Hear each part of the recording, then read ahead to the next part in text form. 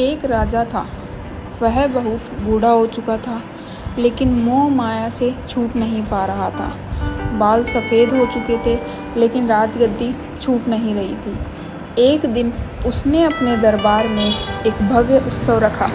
आसपास के राजाओं को भी उसने उत्सव में बुलाया।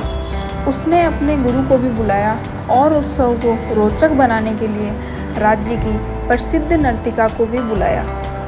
राजा ने अपने गुरु को कुछ स्वर्ण मुद्राएं दी ताकि वह नर्तिका को नृत्य के बाद पुरस्कार दे सके।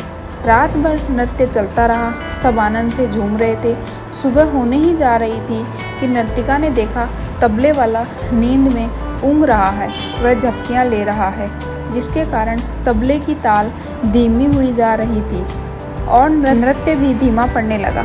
नर्तिका ने उसे जगाने के लिए एक दोहा पढ़ा। बहु बीती थोड़ी रही, पल पल गई बिताए, एक पलक के कारणे ना कलंक लग जाए। इस दोहे को जैसे ही सबने सुना तो सब सजग हो गए, जैसे उन्हें कोई गहरा ज्ञान मिल गया हो। सबने अपने अपने अनुसार इस दोहे का अर्थ लिया।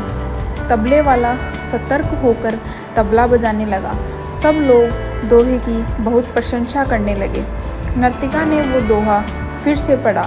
बहु बीती थोड़ी रही, पल पल गई बिताए, एक पलक के कारण ना कलंक लग जाए।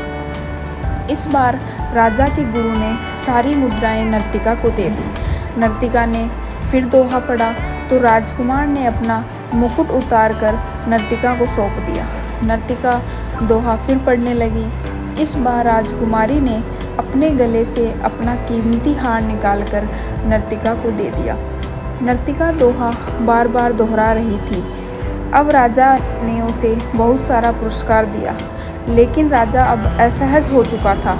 उसने नर्तिका से कहा, बस कर, अब एक मामूली सी नर्तिका क्या सारी सभा को लूट लेगी। राजा की यह बात जैसे ही गुरु ने सुनी तो उनके नेत्रों से आंसू बहने लगे। वह राजा से बोले, राजन, आप इसे मामूली नर्तिका ना कहें। अब यह मेरी गुरु है। इसने मेरी आंखें खोल दी। मैं सारा जीवन ईश्वर की भक्ति में लीन रहा, वन वन जाकर तपस्या की और अब अपने अंतिम समय में इस नृत्य में लीन होकर मैं अपनी साधना नष्ट करने जा रहा था। इसके दोहे ने मुझे बचा लिया है। राजा का पुत्र बोला, आप मुझे राज्य नहीं दे रहे थे। मैं अपने सिपाहियों के साथ मिलकर आपकी हत्या करने वाला था।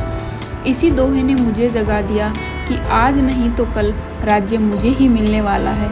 फिर पिता की हत्या का कलंक अपने सर पर क्यों लूं?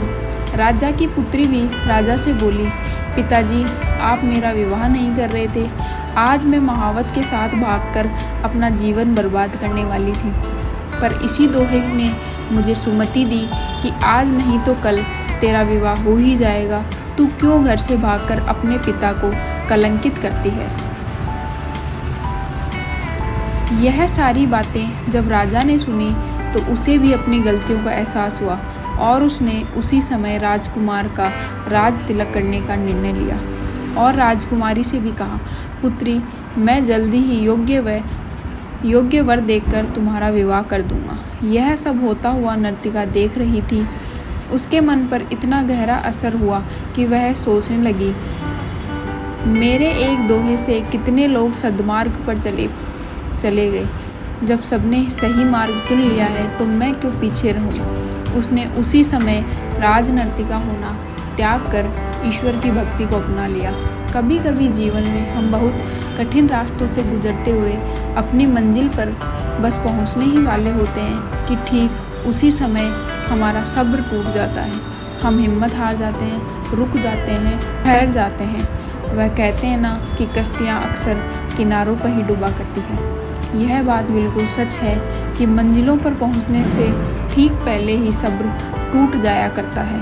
इसलिए जब भी ऐसा लगे कि आप अधीर हो गए हैं, धैर्य खत्म होने लगा है, तो बार बार इस दोहे को दोहराएं। बहु बीती थोड़ी रही, पल पल गई बिताए, एक पलक के कारणे क्यों कलंक लग जाए। फिर देखना आपके अंदर आगे बढ़ने की हिम्मत आ जाएगी, सब्र आ जाएगा, अधीरता खत्म हो जाएगी। याद रखना दोस्तों, धैर्य रखना उन गुणों में से एक है जो परमात्मा को सबसे ज़्यादा पसंद है। फिर मिलेंगे अगली कहानी के साथ, तब तक के लिए अपना ख्याल रखना और हमेशा मुस्कुराते रहना। धन्यवाद।